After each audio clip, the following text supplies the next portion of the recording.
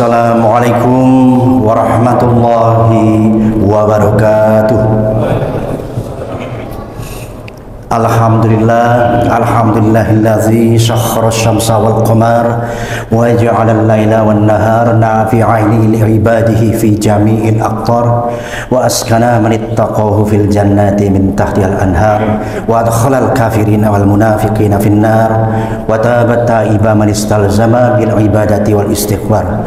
Asyhadu an la ilaha illallahul wahidul qahhar wa asyhadu anna muhammadar rasulullah sayyidul anami wal bashar. Allahumma sholli ala Muhammadin abdika wan nabiyika nabiyil ummiyil habibil alil qadril azimil jahi wa ala alihi wa sahbihi wasallim. Amma ba'du. Jamaah salat isya, salat tarawih yang dirahmati oleh Allah Subhanahu wa taala, marilah pertama-tama kita senantiasa bersyukur atas nikmat yang telah Allah limpahkan kepada kita semuanya, nikmat yang tak mungkin kita bisa menghitung-hitungnya. Dan semoga kita dijadikan oleh Allah hamba yang paling bersyukur dan terus ditambah nikmatnya oleh Allah, terutama nikmat yang paling besar yaitu nikmat iman dan Islam, yang oleh karenanya insya Allah kita diselamatkan kehidupan kita di dunia dan akhirat. Amin amin ya rabbal alamin. Semoga salawat dan salam senantiasa tercurah atas junjungan kita beliau Nabi Agung Rasulullah Muhammad sallallahu alaihi wasallam. Semoga tercurah pula atas keluarga, sahabat-sahabat dan pengikut-pengikut beliau, dan semoga kita adalah hamba Allah yang kelak pada hari akhir berhak mendapatkan syafaat. Amin amin ya rabbal alamin. Jamaah salat isya, salat tarawih yang dirahmati oleh Allah Subhanahu wa taala, saya ingin menyampaikan sesuatu yang insya Allah menjadi manfaat untuk kita semuanya dengan tema puasa Ramadan merupakan paling efisien, ya, timing yang paling efisien untuk meraih derajat takwa, yaitu lewat jiwa yang mutmainnah. Jiwa yang disebut jiwa adalah merupakan identitas utama dari seorang manusia, karena manusia terdiri dari 3 unsur. Yang pertama adalah ruh yang menghidupkan, kemudian badan kita, raga, alat untuk hidup, kemudian jiwa. Nah, jiwanya inilah esensi dari manusia.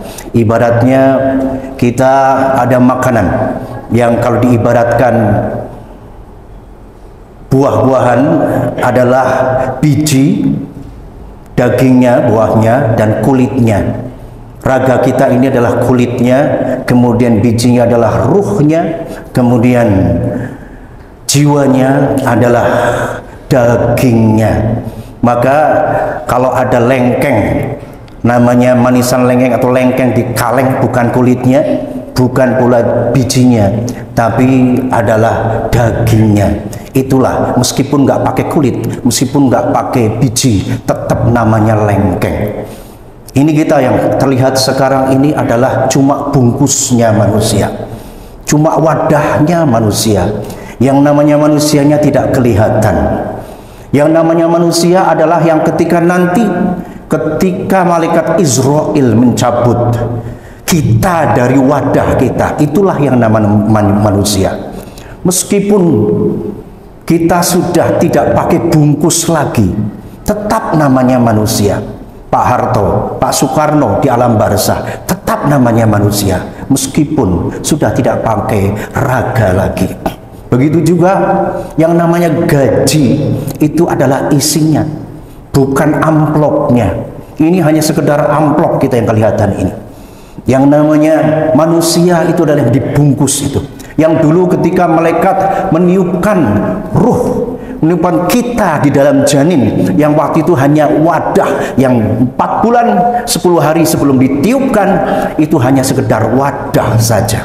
Maka Allah pun mengeluh-elukan kita, bukan wadahnya. Di surat Al-Fajr ayat terakhir, yaitu ya ayyatuhan nafsul mutmainnah irji'i ila rabbiki radiyatan mardiyah fadkhuli fi ibadi wadkhuli jannati.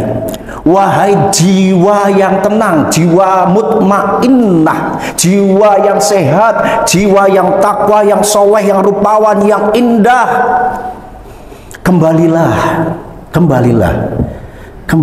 kepada Tuhanmu dengan puas, dengan ridho, lagi diridhoinya, dan masuklah ke dalam golongan hamba-hambaku, dan masuklah ke dalam surgaku.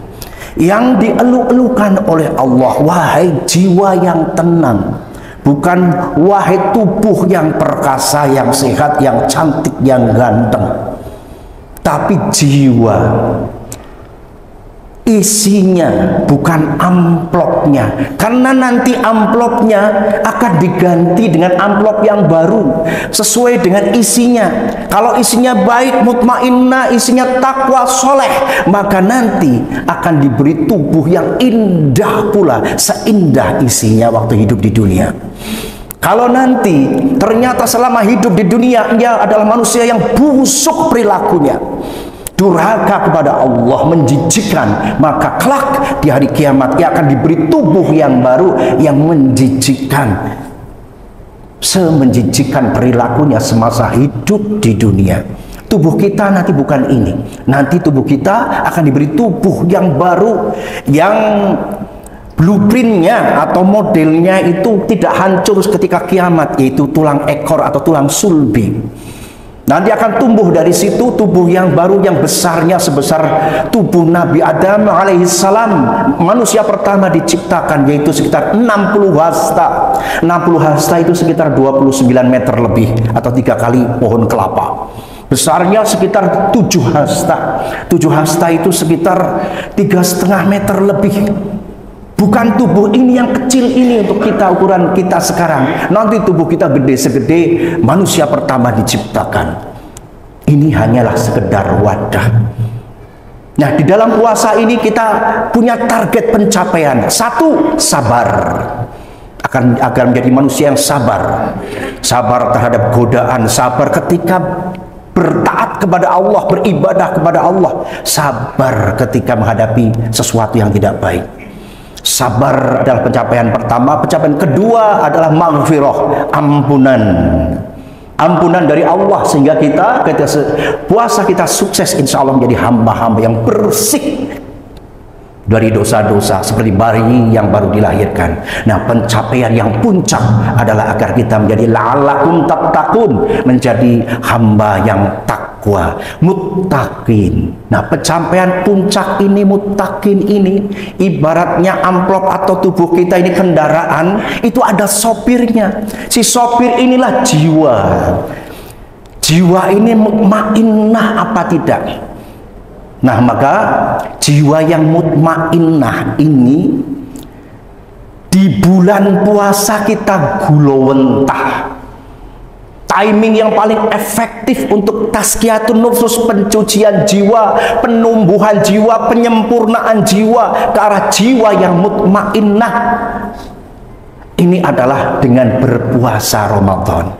Si sopir, si jiwa ini akan nyetir dengan taat kepada rambu-rambu lalu lintas sampai kepada tujuannya, yaitu inna akramakum indallahi atqakum.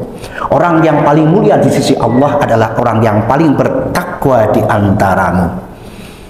Maka jiwa ini, manusia ini yang pada hakikatnya ada, esensinya ada pada jiwa ini, levelnya ada 7. Yang pertama adalah jiwa atau manusia yang kualitasnya paling rendah, yaitu nafsul amarah. Nafsul amarah adalah manusia yang jiwanya selalu memperturutkan hawa nafsu, bahkan mempertuhankan hawa nafsu. Karena nafsu, manusia itu terdiri dari akal dan nafsu. Diberi akal dan nafsu. Kalau malaikat hanya akal saja, akal selalu mengajak kepada kebaikan, maka selalu taat malaikat. Kemudian ada binatang, binatang diberi nafsu tapi tidak diberi akal. Binatang itu selalu memperturutkan hawa nafsunya, padahal nafsu itu inna nafsala amaratum bisu illa ma rahima rabbi. Nafsu itu sesungguhnya selalu mengajak kepada keburukan, kepada kejahatan, kecuali nafsu yang telah dirahmati oleh Allah. Maka Masya Allah, manusia diberi dua, yaitu akal dan nafsu. Inilah kesempurnaan manusia, diberi hak untuk memilih. Wa nafsi wa ma sawwaha fa alhamaha fujuraha wa taqwaha qad aflaha man zakkaha wa qad khaba man dassaha. Demi jiwa dan penyempurnaannya dan pertumbuhannya, diilhamkan kepada jiwa ini jalan kefasikan, keburukan, kejahatan, dan jalan ketakwaan, kebaikan, kemuliaan. Dua jalan yang mana ditarik oleh nafsu untuk kejahatan, ditarik oleh kebaikan, oleh akal untuk kebaikan.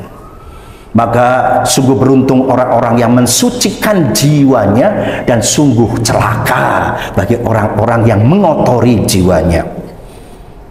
Karena ada dua kekuatan tarik-menarik baik dan buruk dalam diri manusia inilah, maka terjadilah 7 level. Ibaratnya satu adalah calon 01, satunya 02. Kalau hanya ada 2 calon, maka bisa saja menangnya itu 50-50, hanya menang sedikit, 51% dengan 49%, jadi menangnya tanggung, goyah. Ada yang menang mutlak, ada yang kalah mutlak, ada yang menang lumayan 75%. Nah, 7 level inilah di dalam jiwa, dalam diri manusia. Jiwa terjadi level-level atau tingkatan-tingkatan. Yang pertama adalah nafsul amarah, yaitu orang yang jiwanya selalu berbuat jahat dan bangga melakukan dosa. Kalau melakukan dosa bangga, nggak menyesal sama sekali. Contohnya kelitih. Dia bangga membacok orang, nggak merampok, hanya ingin membacok saja. Ingin berbuat kejahatan, dia bangga. Dia sudah mempertuhankan hawa nafsu, diperbudak oleh nafsu. Ini yang paling rendah, serendah-rendahnya manusia.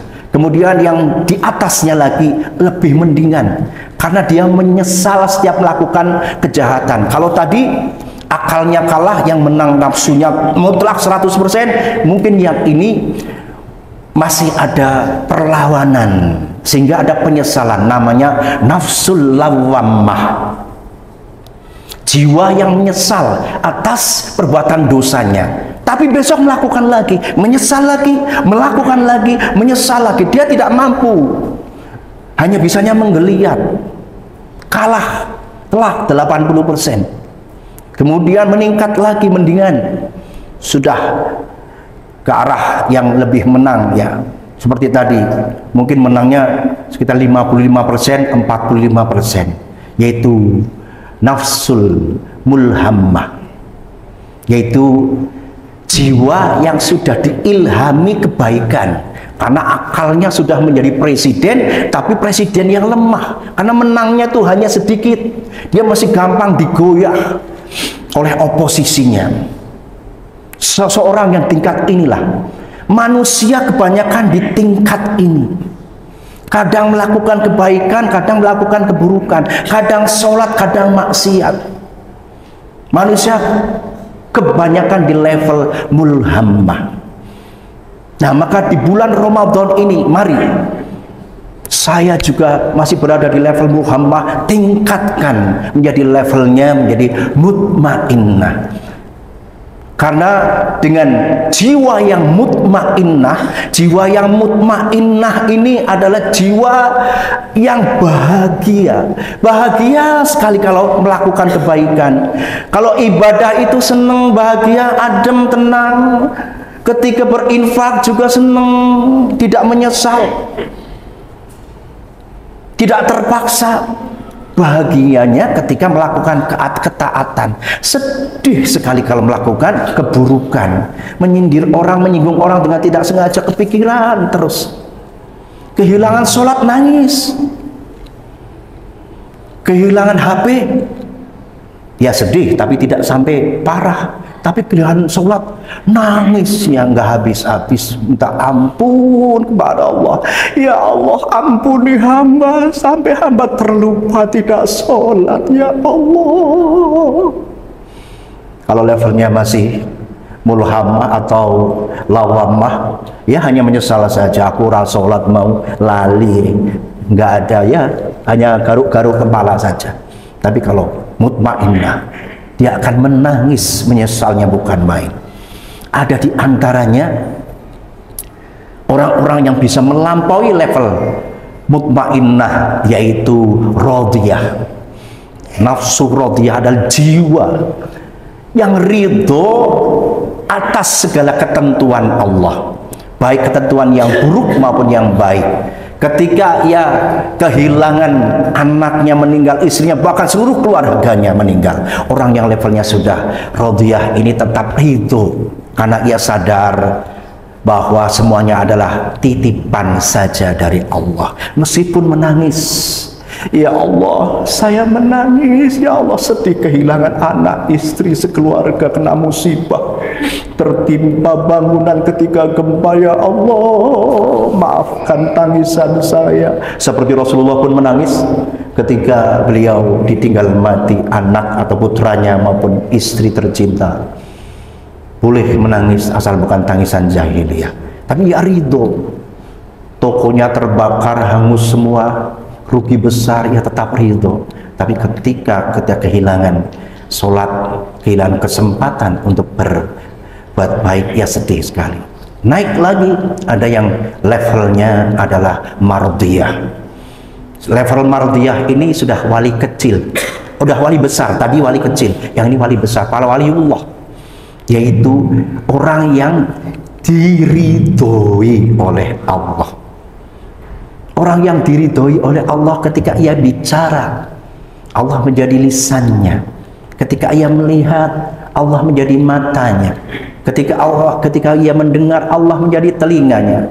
Ketika melangkah, ketika menjadi langkah-langkahnya. Ketika menggenggam, ia menjadi tangannya. Bukan berarti Allah ada nempel di mata, tapi diridhoi. Kalau tadi ridho atas ketentuan Allah, yang ini Allah lah yang ridho kepadanya, kepada memandangnya, kepada mendengarnya, kepada lisannya, bicaranya, kepada langkahnya, kepada raihan genggaman tangannya. Allah ridho semuanya. Dan ini kalau orang yang tidak mengerti, dikira ini orang sakti, padahal hanya karena Allah ridho. Berdoa memohon pada Allah, doanya mustajab. Hanya dengan air putih sembuh si anak, karena diridhoi oleh Allah. Level yang ketujuh ini yang tidak bisa kita capai, yaitu nafsul kamilah, yaitu jiwa yang sempurna yang hanya dimiliki oleh para nabi dan rasul. Jiwa yang sempurna ini luar biasa, mencorong, bersinar nur Rasulullah Muhammad SAW ketika berada di Gua Hiro, bermunajat di Gua Hiro. Nurnya memancar luar biasa, menyebabkan geger masyarakat langit, para malaikat minta izin kepada Allah untuk turun melihatnya, dan diizinkan oleh Allah. Tanazzalul malaikatu warruhu fiha biidni rabb. Turun malaikat pada malam kemuliaan itu atas izin Rabb-nya. Karena malaikat-malaikat yang datang ingin melihat ada apa di bumi, cahaya yang memancar lebih mencorong dari semua cahaya yang ada di jagat raya ini. Maka Masya Allah, yang ini manusia tidak bisa mencapainya, kita bisa mencapainya sampai ke derajat mutmainnah, radiyah, dan mardiyah. Dan ini efektif sekali, efisien sekali kita capai di bulan Ramadan, karena di bulan Ramadan kita berpuasa Kita untuk tazkiyatun nufus pertama-tama yang paling utama adalah menjauhi dosa-dosa. Di bulan Ramadan kita menjauhkan diri dari perbuatan dosa. Bahkan lisan kita jaga, mata kita jaga, telinga kita jaga. Kemudian di bulan tazkiyatun nufus yang kedua, selain menjauhi dosa, kita memperbanyak amal ibadah. Di bulan Ramadan kita perbanyak amal ibadah. Masjid-masjid jadi ramai, jadi penuh, enteng, karena yang gendoli di penjara oleh Allah. Idza jaa Ramadan futihat abwabal jannah wa ghuliqat abwaban nar wa subidatis syayatin. Apabila bulan Ramadan datang, maka pintu-pintu surga dibuka, pintu neraka ditutup, dan setan-setan dibelenggu. Maka keburukan minimal. Nah, yang pertama adalah menjauhi perbuatan dosa, yang kedua adalah memperbanyak ibadah dan amal soleh, dan ini sangat kondusif di bulan Ramadan. Tazkiyatun nufus langkah yang berikutnya adalah menjauhi makanan dan minuman yang haram. Masya Allah, makanan dan minuman itu pengaruhnya besar sekali, dan di bulan Ramadan jangankan yang haram, di siang hari yang halal pun kita jauhi, sehingga bersih jiwa kita. Yang halal saja kita jauhi, nasi, susu, teh dan sebagainya di malam siang hari kita jauhi. Itu yang ketiga. Yang keempat adalah istighfar. Tazkiyatun nufus yang istimewa dilengkapi dengan istighfar. Banyak memohon ampun kepada Allah. Kita melihat bahwa Rasulullah saja yang sudah dijamin masuk surga, diampuni dosa masa lalu dan yang akan datang, kekasih Allah, beliau masih setiap hari beristighfar, mohon ampun minimal 100 kali setiap hari. Maka istighfar di bulan Ramadan akan menambah yang di mana bulan Ramadan adalah bulan yang penuh ampunan. Ditambah kita istighfarnya dikencengke, insya Allah kita menjadi bersih dari dosa-dosa. Yang kelima ini yang kadang-kadang kita lupa, ringan tapi susah dikerjakan, husnudon. Husnudon, selalu berpikir positif, ini akan membersihkan jiwa. Jiwa kita bersih, tidak dikotori oleh pikiran-pikiran negatif, suudon terhadap tetangganya, temannya, bahkan suami atau anak atau istrinya sendiri, curiga terhadap kelakuan anaknya dan sebagainya. Husnudon ini menyempurnakan tazkiyatun nufus, dan 5 ini di bulan Ramadan sangat efisien kita lakukan tanpa kita sadari, dan akan menyebabkan jiwa kita yang mungkin tadinya mulhammah, jiwa mulhammah itu di bawahnya mutmainnah, akalnya sudah menang tapi menang tipis, kadang sholat kadang maksiat, kadang ngomong bener jujur, kadang-kadang bohong. Maka insya Allah di bulan Ramadan ini dengan kita berpuasa dengan sesuai dengan syariat, tanpa sadar kita sedang mensucikan jiwa kita menuju jiwa yang mutmainnah, sehingga jiwa yang mutmainnah ini nyetir kehidupan kita ke arah takwa, sehingga kita menjadi hamba-hamba yang la'allakum tattaqun, menjadi manusia yang bertakwa, yang mana takwa adalah kemuliaan yang tertinggi di mata Allah. Mudah-mudahan apa yang saya sampaikan bermanfaat. Kalau ada yang salah, saya mohon maaf yang sebesar-besarnya. Kalau yang benar, kebenaran milik Allah semata. Wabillahi taufiq wal hidayah. Wassalamualaikum warahmatullahi wabarakatuh.